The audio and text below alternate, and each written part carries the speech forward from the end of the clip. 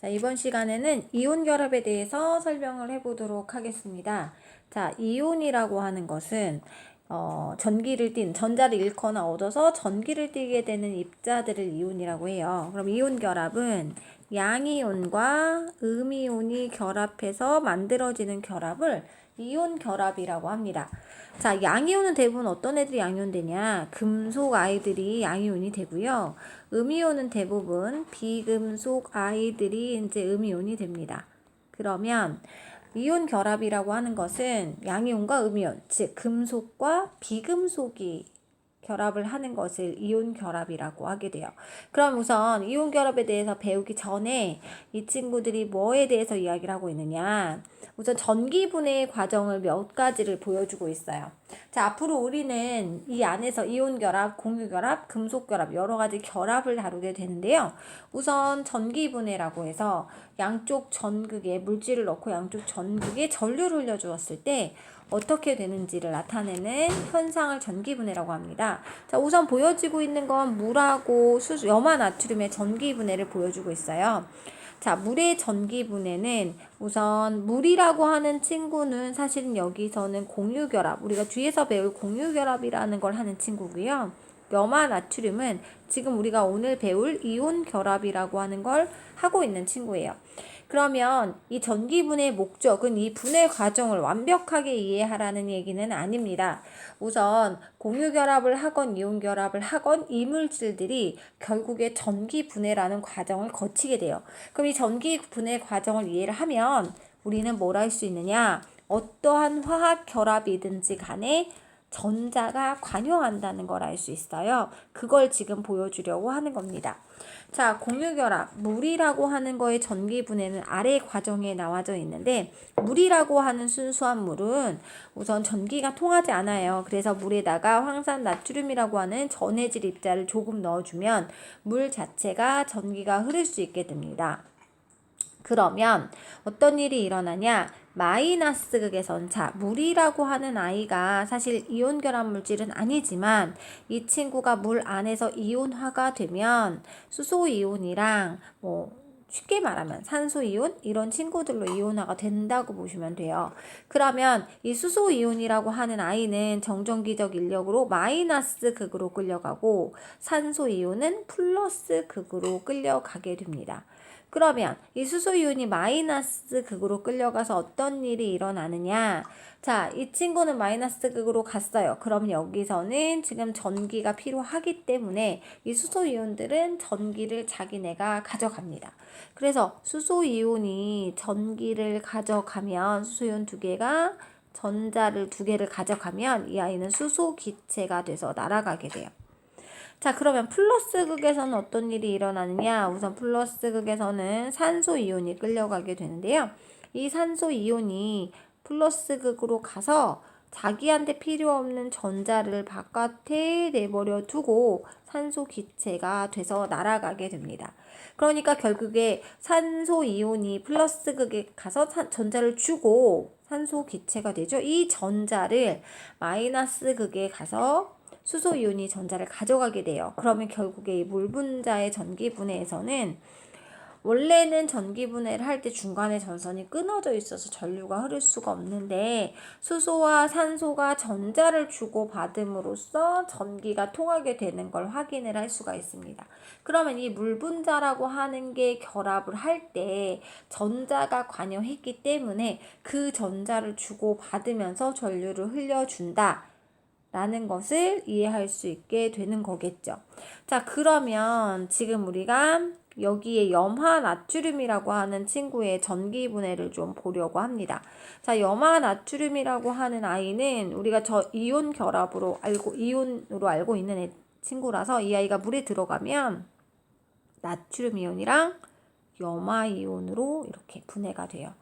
그러면 양쪽 전극에 나트륨 이온은 마이너스 극으로 끌려가고 염화 이온은 플러스 극으로 끌려갑니다. 그러면 플러스 극에서 염화 이온이 가게 되면 이 염화 이온은 전자가 남아 도는 친구잖아요. 필요 없는 친구잖아요. 그래서 가서 염소 기체가 돼서 날아가면서 전자를 두 개를 이제 뱉어주게 되죠. 그러면 이 남는 전자는 마이너스 극 쪽으로 이동을 하게 되고요. 마이너스 극 쪽에는 전자를 필요로 하는 나트륨 이온이 와 있으니까 그 친구가 염소 이온이 줬다는 그 전자를 먹어서 나트륨 고체로 석출이 되게 됩니다. 자, 그러면 여기에서도 NaCl이라고 하는 결합이 뭔지는 모르겠지만 사실은 이 친구들이 양쪽 전극으로 가서 전자를 주고 받으면서 전류를 흘려주게 해주더라. 그럼 결국에 물의 전기 분해건 염화 나트륨의 전기 분해건 우리가 알 수 있는 것은 화학 결합을 하는 모든 친구들은 전자를 주고 받으면서 전자가 관여해서 화학 결합을 하고 있구나 라는 걸 알려주는 겁니다. 자, 무슨 말인지 아시겠죠? 여기서 물 분자와 염화 나트륨의 전기 분해 실험은 우리에게 이 과정을 자세하게 이해하려는 하라고 하는 것이 아니라 이 친구들이 이렇게 화학 결합을 할 때 전자가 관여하고 있다는 것을 알려주는 것입니다. 자, 그러면 본격적으로 이온 결합에 대해서 이야기를 할게요. 이온 결합은 양이온과 음이온이 결합을 하고 있어요. 그럼 양이온, 음이온, 양이온, 음이온, 음이온, 양이온. 자, 이런 식으로 정전기적 인력에 의해서 결합을 하고 있습니다. 그러면 정전기적 인력에서 결합을 하면 이 친구는 지금 고체 상태인데요. 굉장히 딱 붙어 있는 결합을 하고 있다라는 얘기가 될 수 있죠. 그러면 이렇게 고체일 때 이렇게 붙어 있잖아요. 그럼 이 결합을 하고 있을 때 이 친구들은 절대 움직일 수 없습니다. 그래서 이온 결합의 특징 중에 굉장히 중요한 게 뭐냐?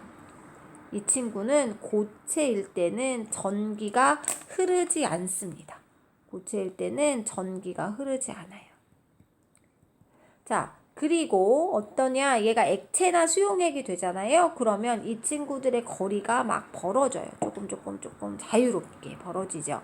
그러면 얘가 액체나 수용액이 됐을 땐 어떻게 돼요? 자유롭게 움직이면서 전기가 통하게 됩니다.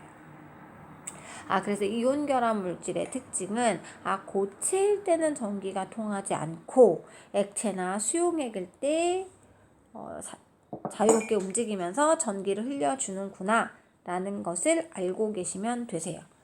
자, 그런데 그러면 양이온과 음이온이 결합하는 게 이온 결합인 건 알아요.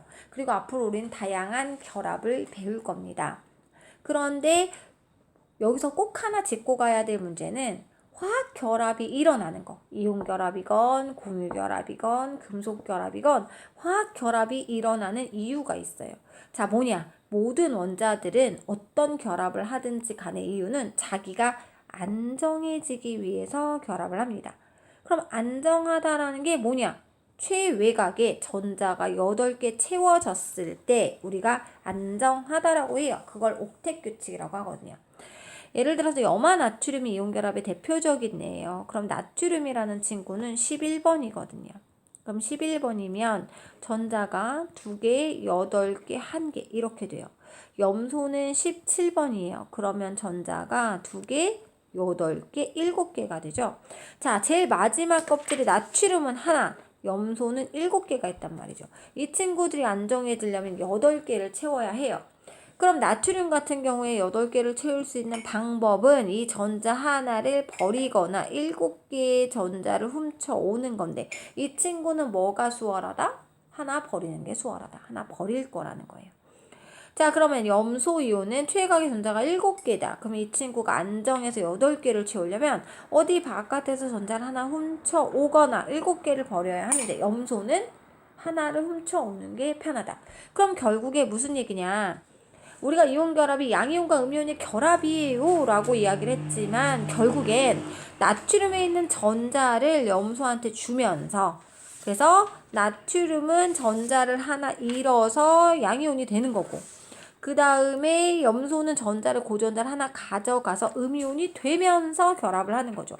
그렇게 되면 결국에 나트륨도 최외각 8개가 차고 염소도 최외각 8개가 차서 안정해지는 거예요.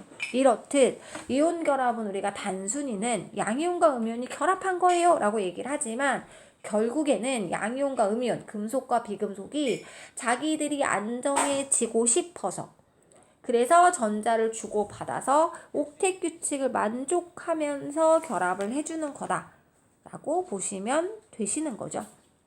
그래서 이온 결합이라고 하는 것은 양이온과 음이온이 정전기적 인력으로 결합이 되는 거다라고 이야기를 했고요. 그래서 비활성 기체와 같은 전자 배치를 갖는다라고 하는 게 8개를 채워줬다라는 얘기가 됩니다.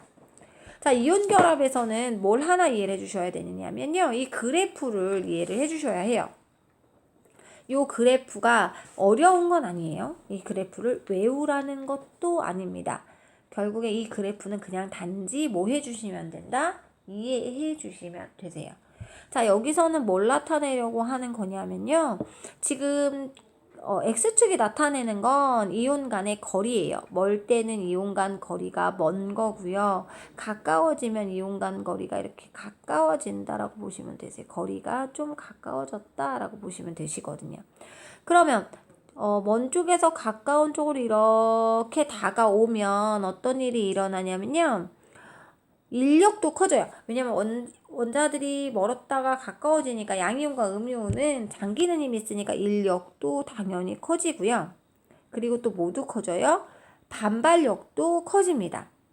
그래서 인력과 반발력이 커지게 되니까 이 친구는 인력이 최대화되고 반발력이 최소화되는 어떤 지점에서 딱 결합을 하게 돼요. 거기가 바로 이온 결합하는 곳이죠. 그리고 너무 가까워지면 도리어 반발력이 세져서 이렇게 올라가게 되거든요. 여기가 이온 결합하고 있는 거예요. 그래서 여기까지 요 거리 R0를 이온 간 거리라고 하고요. 그 다음에 여기 에너지, 그때 에너지를 이온 결합 에너지라고 합니다. 뭔지 아시겠죠? 이온 간 거리, 이온 결합 에너지. 그래서 이 그래프에서는 얘가 만약에 먼 데서 가까워지면 어떻게 되는구나. 인력이 커지는구나. 이렇게 인력이 커지는구나. 하지만 이 친구가 또 어떻게 되면 멀었다가 가까워지면 모두 커지는구나. 반발력도 커지는구나. 그래서 우리는 어디서 결합을 하게 된다? 이온 결합은 인력과 반발력이 딱 균형을 맞추는 요 지점에서 여기에서 결합을 하게 되는구나 라는 것을 이해만 해주시면 돼요. 그래서 어떤 그래프가 나왔을 때 어디서 이온 결합하고 있어요? 그럼 여기요 라는 것만 찾으실 수 있으면 되시는 겁니다. 이해 가셨죠? 그쵸? 그렇게 생각해 주시면 되세요.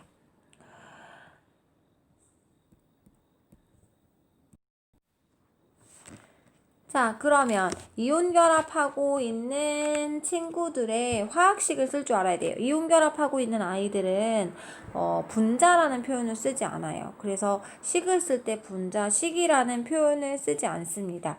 그래서 화학식이라는 표현을 쓰면서 결합식을 써주게 되는데요. 우선 어떻게 썼었죠? 기억이 날 거예요. 우선 양이온을 앞에 쓰고 음이온을 뒤에 쓰죠. 그리고 그 두 친구의 전하량의 합이 제로가 되게 써주시는 거예요. 지금 나트륨하고 염소는 플러스 1, 마이너스 1 전하량의 합이 제로기 때문에 NaCl이라고 써주시면 되고요. 자, 마그네슘하고 염화이온은 화학식을 쓸 때 여기 전하량의 합이 제로가 되지 않아요. 그래서 MgCl2 이렇게 화학식을 양쪽으로 이렇게 써주게 되지요. 그래서 이온 결합 물질은 분자식이 아니라 화학식으로 표현하게 된다라는 거 알고 계시면 되실 것 같습니다. 그래서 이렇게 이온 결합해서 만들어진 물질들을 우리가 뭐라고 불러요? 이온 결정, 이온 결합하고 있는 물질이다 라고 부를 수가 있게 되는 겁니다. 자, 그러면 이온 결합은 양이온과 음이온이 결합하는 거고 이온 결합의 목적은 안정해지기 위해서 최각 8개 채워서 안정해지기 위해서 결합을 하는 거고, 이온 결합할 때 결합 그래프 모양이 어떻게 되는지 봤고요. 이온 결합을 하고 있는 아이들의 화학식을 쓰는 방법을 봤어요. 그러면 이온 결합 물질들의 성질을 몇 가지를 보셔야 할 것 같습니다. 자, 이온 결합 물질은 아까 처음에 얘기했어요. 이 친구는 양이온과 음이온의 정전기적 인력에 의해서 결합이 되어져 있기 때문에 이 아이는 고체일 때는 전기가 흐르지 않습니다. 그럼 어떨 때 흘러요? 액체나 수용의 상태에서만 전기 전도성이 있습니다. 그렇죠? 그리고 어차피 이온 결합은 결합력이 굉장히 세단 말이지. 그래서 녹는 점과 끓는 점이 높은 편이에요. 자, 그 다음에 이 아이들은 힘을 가하면 부스러져요. 부스러진다는 표현을 써주죠. 왜냐하면 전기를 띠고 있는데 힘을 가해주면 서로 밀리는 현상이 일어나요. 청력을 받아서. 그래서 부스러지게 됩니다. 그렇게 알고 계시면 되시고요. 자, 그러면 이 녹는 점 끓는 점을 한번 봅시다. 이온 결합 친구들이 다른 아이들에 비해서 녹는 점 끓는 점이 높은 것은 맞아요. 그러면 이온 결합 물질 중에서 어떤 친구가 더 결합력이 세고 또 어떤 친구가 더 결합력이 약할까라는 생각을 해주셔야 하잖아요. 어떻게 되느냐? 자, 봅시다. NaCl이라는 염화나트륨과 MgO라고 하는 산화 마그네슘을 제가 우선 말씀을 드려볼게요. 그러면 이 친구들 중에 누가 결합력이 세냐를 물어보죠. 그럼 첫 번째, 무조건 뭘 비교하시냐? 전하량을 비교하십니다. 자, NA는 플러스고요. CL은 마이너스예요. Mg는 2 플러스고 산소는 2 마이너스입니다. 그러면 무슨 얘기야? NA와 CL은 플러스 1, 마이너스 1이 당기는 힘이고 Mg랑 O는 플러스 2, 마이너스 2가 당기는 힘이에요. 전하량이 크면 당기는 힘이 커요. 그러면 인력도 커요. 그러면 녹는 점, 끓는 점도 높습니다. 그래서 녹는 점, 끓는 점이 센 건 결합력이 세야 되는데 그 이온 결합력을 볼 때는 무조건 첫 번째는 전하량을 보시는 거예요. 전하량. 전기가 누가 많이 띄느냐를 봐주시면 되세요. 자, 그러면 알겠어. 자, 제가 문제 하나를 낼게요. 그래서 어떤 문제를 낼 거냐면 그러면 NaCl하고 NaBr 중에 누가 인력이 커요를 물어볼게요. 그러면 선생님 나 배웠어요. 선생님이 뭐랬어요? 전하량 뭐랬잖아요. 그래서 봤어. 그때 전하량이 양쪽이 어때? NaCl, NaBr이 같단 말이지. 큰일 났네. 그럼 어떻게 해야 될까요? 이때는요, 전하량이 같을 때 이제 거리를 비교하시면 돼요. 나트륨은 지금 원자의 크기가 어차피 같아요. 그런데 Cl보다 Br이 엄청 크다. 그러면 둘 원자 사이 거리가 누가 크다? NaBr이 크다. 거리가 머네. 거리가 멀면 인력이 클까요? 작을까요? 작겠죠. 그럼 인력이 작으면 어떻게 돼요? 힘이 약하겠죠. 그럼 녹는 점, 끓는 점이 낮을 수밖에 없어요. 그래서 우리가 녹는 점, 끓는 점은 결합력에 따라 달라지는데 결합력에 따라 달라질 때 제일 먼저 봐야 될 건 전하량이고요. 1번 전하량을 비교를 먼저 하고 전하량의 크기가 비슷하거나 같다. 그러면 이온 사이의 거리를 비교해 주시면 됩니다. 아시겠죠? 그래서 요 밑에 자료도 보시면 지금 결국에 NaF랑 MgO 중에 왜 MgO가 끓는 점, 녹는 점 훨씬 높잖아요. 그 이유는 지금 전하량 때문에 전하량. 그런데 NaF와 NaCl을 보시면 누가 더 녹는 점이 높아? NaF지. 왜? F가 CL보다 작거든. 그래서 CL이 거리가 더 어때요? 멀거든요. 그럼 인력이 약해져요. 그렇게 보시면 됩니다. 자, 그 다음에 이 밑에서는 우리 주변에 있는 이온결합 물질들의 예를 몇 가지 설명을 했어요. 탄산가스 되게 많아. 대리석이나 달걀 껍데기, 조개 껍질 이런 것들의 주 성분 물질이라 보실 수 있어요. 탄산수, 나트륨, 소다, 베이킹 파우더라고도 하고 소다라고도 해요. 그 소다 성분이 결국에 왜 너네 달고나 만들 때 쓰는 거. 빵 만들 때도 쓰긴 하지만 그럴 때 쓰고요. 수산 나트륨은 뭐 할 때 써요? 비누 제조할 때 쓰게 되지요. 염화 마그네슘은 두부 만들 때 이럴 때 사용을 하게 됩니다. 되셨죠? 자, 그러면 옆에 개념 짚어보기 문제가 있어요. 다음 가로 안에 알맞은 말이나 숫자를 쓰세요 라고 했어요. 자, 물을 전기분해 했어. 자, 마이너스에서 뭐 나온다? 수소기체. 플러스에서 뭐 나온다? 산소기체. 자, 근데 중요한 거 부피비는 2대1이에요. 왜 그럴 수밖에 없어요? 자, 물의 화학식을 쓰면 물을 분해하면 H2와 O2가 돼. 근데 분자식을 맞춰주려면 개수가 이렇게 되죠. 그럼 요 앞에 개수비가 2대1이잖아요. 그럼 부피비가 2대1이 될 수밖에 없습니다. 자, 물이 전기분해에 의해서 성분 원소로 분해되는 것으로부터 화학결합에 뭐가? 전자가 관여함을 알 수 있다. 선생님 뭐랬어? 전기분해 예가 두 가지가 있었어요. 걔가 무슨 결합을 하든지 간에 분해가 됐단 말이지. 분해가 됐을 때는 누가? 그 결합에 전자가 관여했다는 걸 아실 수 있는 거예요. 되셨죠? 자, 그 다음에 이온 결합은 어떤 애들 사이에서 일어나는 거랬지? 금속이랑 비금속. 그럼 맞는 거네요. 그쵸? 자, 이온 사이의 인력과 반발력이 균형을 이루어 에너지가 가장 높은 지점에서 일어난다. 아까 뭐랬어요? 그래프가 어떻게 됐어? 아래 있네. 그래프가 어떻게 돼야 돼요? 제일 낮은 지점에서 돼야죠. 얘는 X예요. 그쵸? 자, 이온 결합 물질의 화학식은 당연히 다 쓸 수 있어야 돼. 이거는 풀어보시면 되실 거예요. 답도 나와 있으니까 화학식은 다 쓸 수 있으실 거라 믿어요. 자, 그 다음에 4번 그래프에서 A, B, C점에서 이온 사이 인력과 반발력의 크기. 자, C 지점은 아직 멀다. 그럼 이 C 지점은 뭐니까 뭐가 더 크다? 아, 인력이 더 크다. 인력이 더 커요. 자, B 지점은 둘이 어떻다? 인력과 반발력이 같다. 그쵸? 자, A 지점은 너무 가까운 거잖아. 그럼 얘는 뭐가 크다? 아, 얘는 반발력이 크다. 그래서 막 밀어내고 있는 것이다 라고 생각해 주시면 됩니다. 되셨죠? 그렇게 보시면 되세요. 자, 그 다음에 이온 결합이 형성되는 지점을 물어봤어요. 이온 결합이 형성되는 지점은 어디겠어? 당연히 B죠. 안정할 때 제일. 그렇게 보시면 되세요. 자, 5번은 녹는 점을 비교했어요. 어떤 거에 영향을 미치는지 요인을 쓰라고 했습니다. 자, NaCl, NaFO 보자. 선생님이 전하량 보랬다. 전하량이 같네. 플러스 1, 마이너스 1. 그럼 뭐 때문일까, 이 친구들은? 거리. 그쵸? 원자거리. 원자간 거리. 자, 2번은 NA는 플러스, F는 마이너스, Mg는 2 플러스, 산소는 2 마이너스. 뭐야? 이건 뭐지? 전하량이 다르네. 이건 이온의 전하량에 따라서 끓는 점이 달라진 거다. 녹는 점이 달라진 거다. 라고 보시면 되세요. 자, 다음 이온 결합 물질의 녹는 점을 비교하라고 했습니다.